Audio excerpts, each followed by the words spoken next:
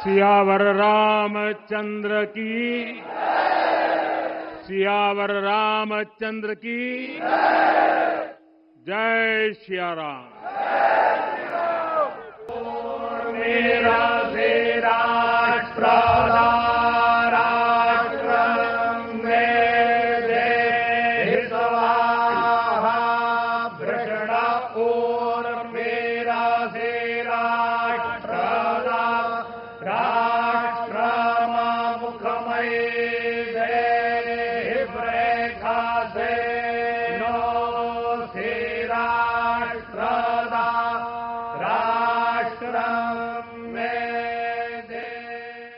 दुनिया के सभी सनातनियों को लाख लाख शुभकामनाएं, लाख लाख बधाई। कि ऑपरेशन सिंदूर के दौरान हमने लॉर्ड कृष्णा के मैसेज को फॉलो किया। जिस दिन राम जन्मभूमि पर एक केसरिया ध्वज लहरा जाएगा, उसी दिन भारत के संविधान में भी हिंदू राष्ट्र घोषित हो जाएगा।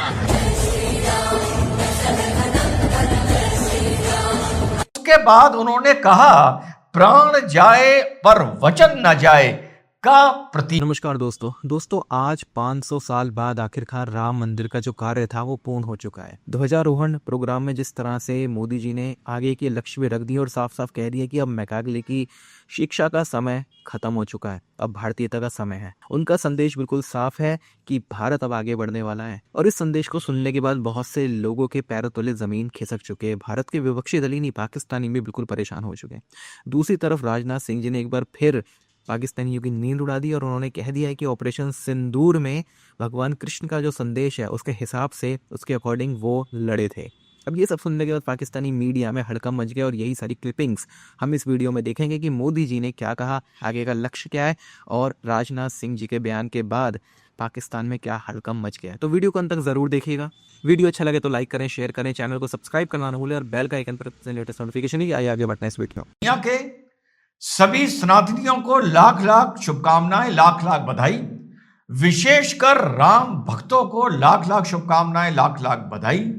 जो भी इस आंदोलन से लोग जुड़े रहे, 1990 से तो मुझे अच्छी तरह याद है जब सोमनाथ गुजरात से लाल कृष्ण आडवाणी रथ यात्रा लेके निकले थे, तब से लेके अब तक का सफर लगभग 35 साल का। शायद अयोध्या या राम मंदिर को लेके कोई ऐसी घटना होगी जिसको मैंने पढ़ा ना हो, देखा ना हो, सोचा ना हो, समझा ना हो। साथियों, तो आज शास्त्रों की विद्या से जो राम मंदिर बनने का, राम जन्मभूमि पर जो एक पूरी प्रक्रिया थी, वो एक लॉजिकल कंक्लूजन पर साथियों आज पहुंच गई है, जब धर्म ध्वज समारोह रखा गया है नवंबर 25 को। जब मैं पढ़ रहा था तो इस दिन का भी कुछ महत्व है। पंचमी ऑफ शुक्ल पक्ष, द मंथ ऑफ मार्गशीर्ष, ये 9th मंथ है हिंदू कैलेंडर में और ये अभिजीत मुहूर्त है श्री राम और सीता माता के विवाह की पंचमी का, और इसको माना गया है the day of divine union. साथियों, एक इस दिन का और महत्व है साथियों, जब मैं तैयार कर रहा था, गुरु तेग बहादुर सिंह जी जो 9th सिख गुरु थे और आज उनका मार्टिरडम डे भी है, उन्होंने 17th सेंचुरी में 48 घंटे की साधना अयोध्या सरयू किनारे बैठकर 17th सेंचुरी में साथियों की थी। ये ध्वज का जो पोल है दैट इज 22 फीट लॉन्ग, जो ध्वज की ऊंचाई है वो 10 फीट है और ध्वज की जो लंबाई है साथियों ये 20 फुट है। रघुकुल का प्रतीक कौवीदार वृक्ष, इसमें आप लोगों को ओम के साथ देखने को मिला होगा। और जैसा कि मोहन भागवत जी ने बताया, इसमें 2 वृक्षों का मिलन है, मंदार और परिजात वृक्ष का, और दोनों ये साथियों देव वृक्ष कहलाते हैं। जब बात हुई, मोदी जी ने जो अपनी बात रखी, ये बड़ी महत्वपूर्ण बातें उन्होंने बोली कि भारतीय संस्कृति की पुनर्जागरण का एक दिवस है। ये संतों की साधना को नमन है। ये सदियों तक श्री राम के आदर्शों को चारों दिशाओं में फैलाता रहेगा।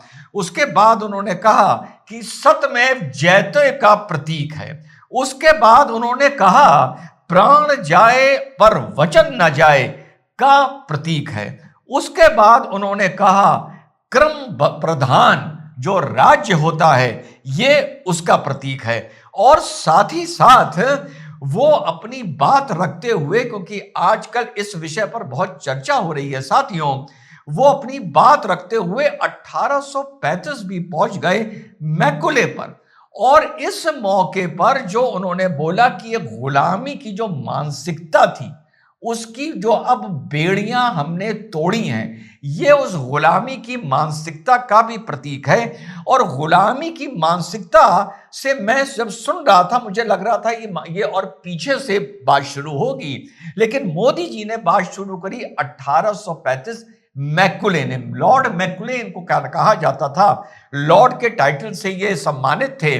और he was the chairperson of the first law commission of India. और यह माना जाता है, बहुत से लिखने वाले हिस्टोरियंस लिखते हैं कि मैकुले वो बंदा था जिसने अपनी वाणी से, अपनी बात से पूरे भारत को एक गुलामी की जंजीरों में मानसिक तौर पर खींचने की कोशिश करी, लाने की कोशिश करी। मैकुले ही वो बंदा था जिसने फिर आईपीसी और हमारे कानून बनाए। मैकुले ही वो बंदा था 1835 का, जो आप लोगों ने सुना होगा, मोदी जी जिक्र कर रहे थे, जहां पर उसने Indian education, Indian culture, Indian language, विशेषकर संस्कृत को पीछे किया था और हमारी इंग्लिश लैंग्वेज को आगे लेके आया था और वेस्टर्न लैंग्वेज को आगे लेके आया था।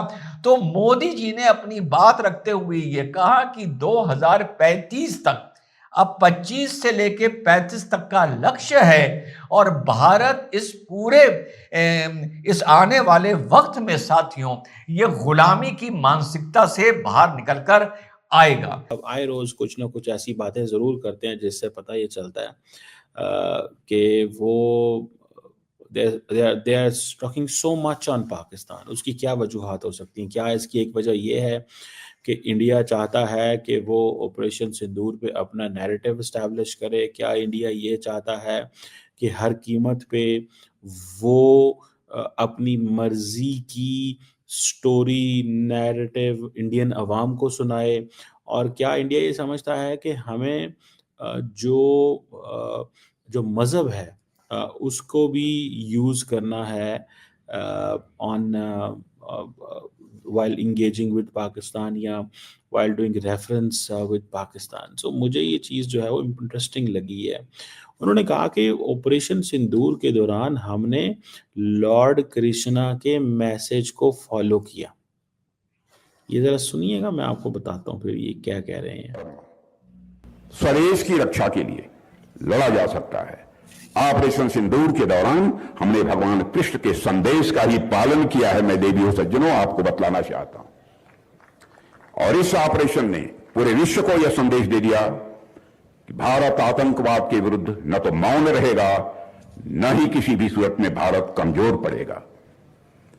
श्री कृष्ण ने अर्जुन को कुरुक्षेत्र में समझाया था कि धर्म की रक्षा केवल प्रवचन से नहीं होती, उसकी रक्षा कर्म से होती है। और ऑपरेशन सिंदूर वही धर्म युक्त कर्म था जिसको कि हम लोगों ने अपनाया। और साथियों, आज हम सब जब यहां एकत्र हुए हैं तो यह भी हमें याद रखना होगा कि गीता केवल युगों की नहीं है। So that's what he is talking. वो बेसिकली कह रहे हैं कि हम ऑपरेशन सिंदूर जो है वो लॉर्ड कृष्णा का मैसेज है। मैं भी लॉर्ड कृष्णा के मैसेज की तरफ आता हूँ कि वो क्या कहते हैं या उनके क्या बिलीफ है। वो कहते हैं जनाब कि जो लॉर्ड कृष्णा है उनका जो मैसेज है कि वो रिवेंज के लिए नहीं हम कर रहे, लेकिन हम राइचियस रूल के लिए कर रहे हैं। ठीक है जी। और वो कहते हैं कि लॉर्ड कृष्णा ने ये अर्जुन को बताया था कि जो राइचसनेस की का पाथ फॉलो करेगा, अच्छा पाथ, सही पाथ फॉलो करेगा, उसको किसी चीज़ का खौफ नहीं होना।